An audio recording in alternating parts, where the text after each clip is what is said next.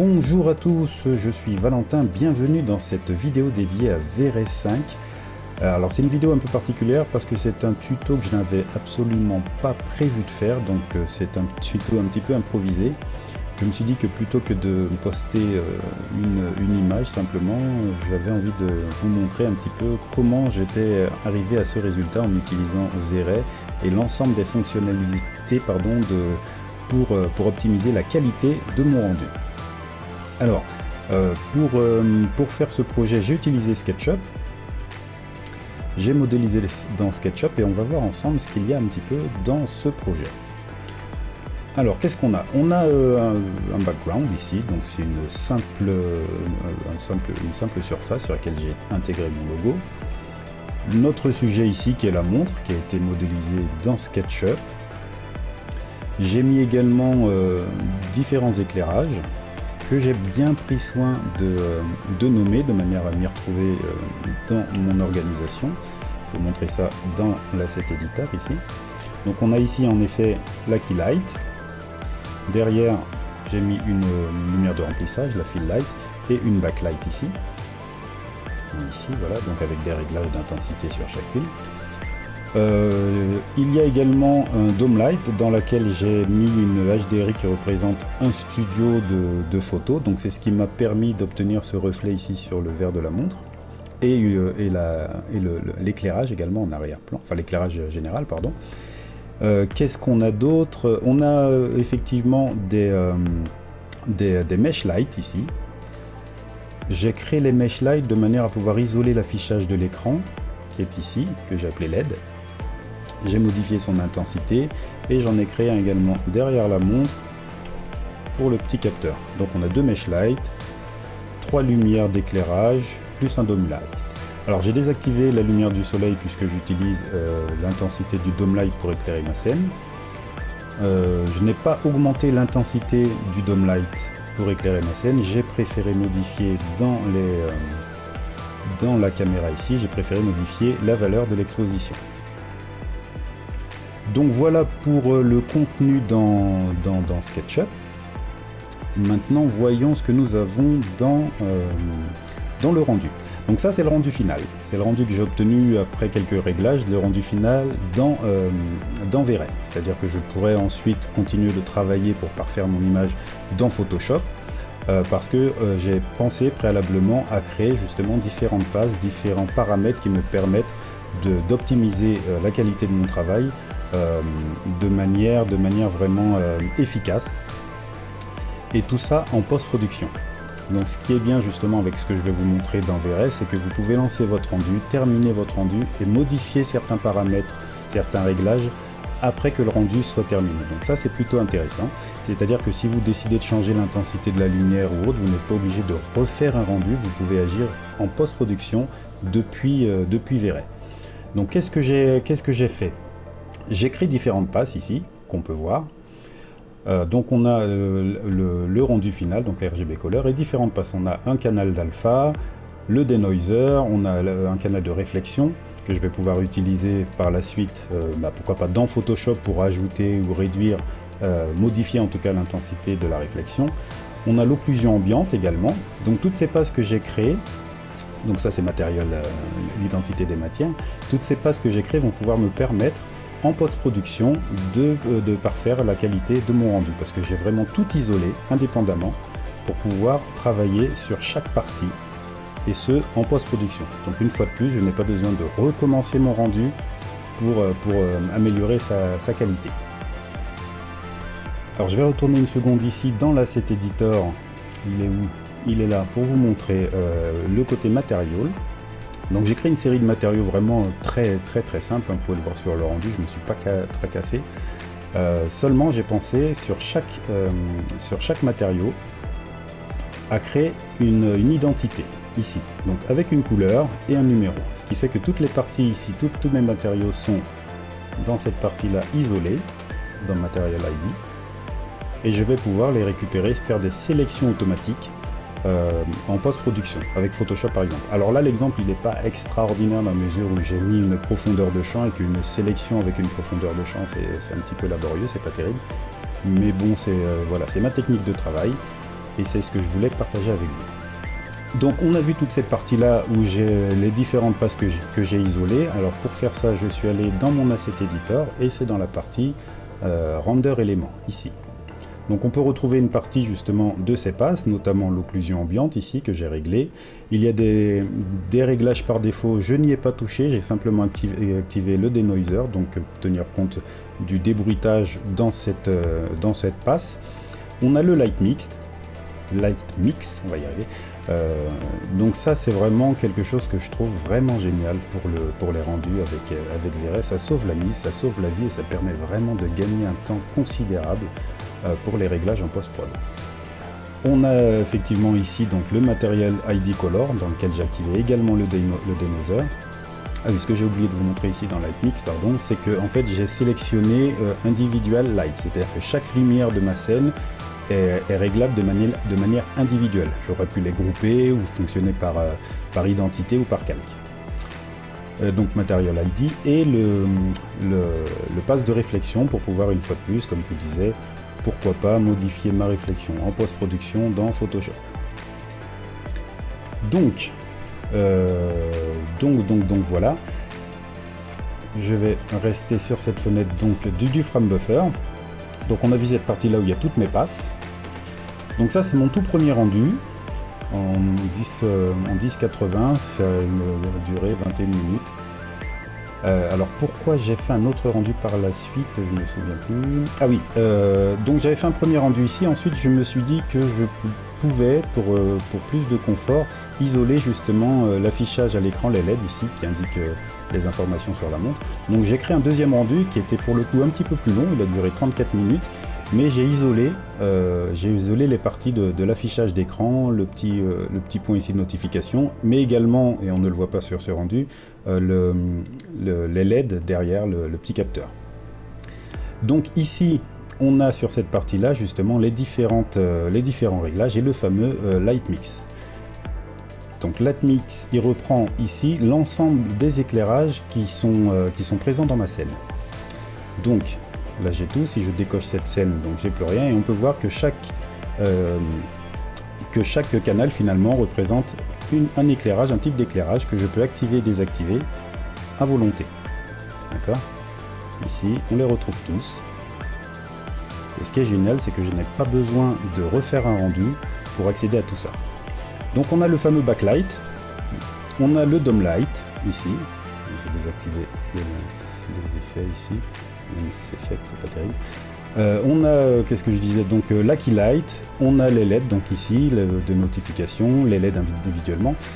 Donc pour mon rendu final ici, les LED, je les ai passés au lieu de 1 à 0,01, 0,15 je crois. Voilà, ce qui me permet, vous voyez, d'atténuer l'intensité de l'éclairage. Alors on a une valeur ici qui, après le rendu, est par défaut à 1, donc c'est un multiplieur en fait, c'est-à-dire que ça ne signifie pas que l'intensité de mes lumières est à 1, mais c'est la valeur de multiplication qui est à 1. C'est-à-dire, qu'est-ce que ça veut dire? C'est quoi ce charabia? Ça signifie que si je prends ici mon Asset Editor, que je retourne dans mes éclairages, je vais afficher quand même le VRay Frame Buffer ou l'Asset Editor. Si je vais dans mes éclairages, je vois que par exemple la backlight, j'ai une intensité lumineuse à 5. Si je prends ma backlight ici, je vois qu'effectivement j'ai 1. Donc ça signifie que j'ai un multiplicateur de 1. Si je mets 2, ben, en fait ça correspondra à une intensité de ma lumière à 10, puisque j'avais une intensité de 5. J'espère que mon explication est claire. Donc voilà, c'est un indice de multiplication et non pas une valeur d'intensité. Donc le dome light par défaut, il est réglé sur 1, donc j'aurais pu augmenter effectivement cette valeur, ou bien la taper une valeur manuellement, donc là je la booste à mort exprès pour vous montrer, ou utiliser le petit curseur ici, la petite tirette, pour le régler avec la tirette. Donc, pardon, je vais la laisser par défaut à 1. Peut-être 2. En fait, tout ça pour vous montrer que voilà, je peux vraiment agir sur l'ensemble des éclairages ici en post-prod et même modifier la couleur comme je l'ai fait ici sur la lumière, la backlight, mais que si je la décoche, on perd cette petite lumière rouge ici. Donc j'ai fait le choix de modifier la couleur pour donner ce petit aspect que je trouve plutôt sympathique de lumière rouge. J'aurais pu mettre n'importe quelle autre couleur, hein. On voit l'effet ici en temps réel. Vous voyez. Donc une fois de plus, ce qui est vraiment très puissant là-dedans, c'est que tout ça, on le fait après que le rendu soit terminé. On n'a pas besoin de retourner dans le rendu, changer la couleur de la lumière et refaire un rendu. Mon rendu est fait, maintenant je ne m'occupe plus que de mes réglages. Donc là j'avais mis une intensité à 5, je peux la booster de manière à ce que vous montre un petit peu mieux de quoi il s'agit. Vous voyez qu'on peut obtenir des résultats comme ça très rapidement et de manière hyper efficace. C'est vraiment quelque chose dont je suis fan. Donc on a un denoiser ici qui est activé par défaut.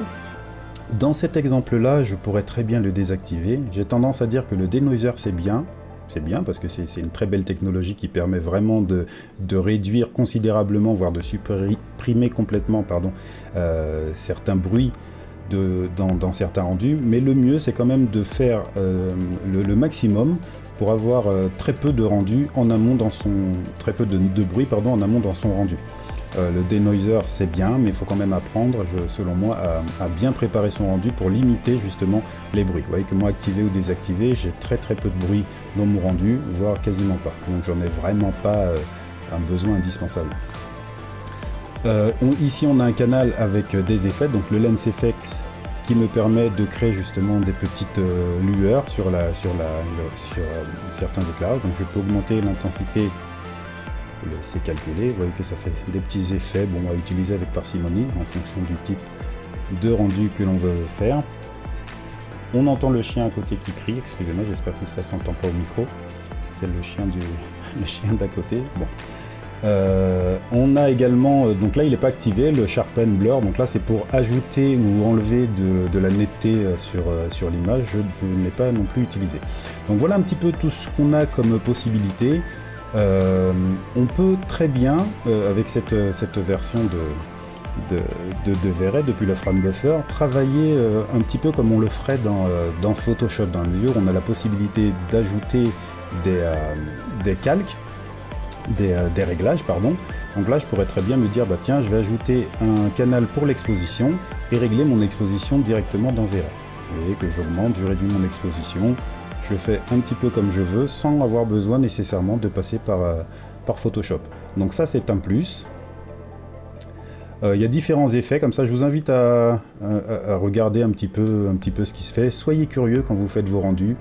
J'ai tendance à dire que si certaines fonctions vous ne savez pas trop à quoi ça sert, eh bien vous essayez, vous les bougez à fond, vous voyez bien un peu ce que ça va vous donner, les courbes, voyez. Donc n'hésitez pas à être curieux pour voir un petit peu ce que vous avez. Donc tout ça en fait ce sont un petit peu les réglages que l'on peut retrouver dans Photoshop. Donc ça on va les utiliser ou non. Donc moi je vous cache pas que j'ai quand même une petite préférence pour Photoshop pour ce genre de choses. Donc je les supprime. Une fois que mon rendu est fait, donc je peux cliquer sur le bouton ici pour l'ajouter dans ma liste. Et je vais pouvoir, en cliquant sur la petite touche ici, je vais pouvoir faire des comparaisons. Donc comparer A et B. Avec le petit avant-après, ça me permet de voir les différences de mes rendus.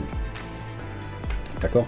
Une fois que mon rendu me satisfait, je décoche cette fonction, il est ici, et bien je peux décider d'enregistrer mon rendu dans mon disque dur directement, donc l'image courante, ou cliquer sur cette option qui permet de sauvegarder toutes les passes qu'on a enregistrées ici sur des fichiers séparés.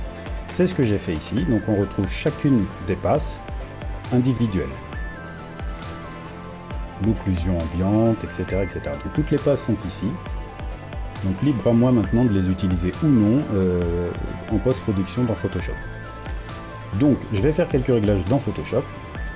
Donc voilà l'image finale dans V-Ray que je vais pouvoir retravailler un petit peu dans Photoshop pour vous montrer un petit peu comment ça fonctionne et ce à quoi on a accès.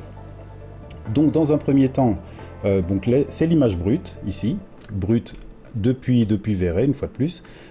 J'ai mes passes ici et qu'est-ce que je vais pouvoir vous montrer? Par exemple, si je souhaite régler la réflexion, bien je vais glisser simplement mon canal de réflexion dans Photoshop.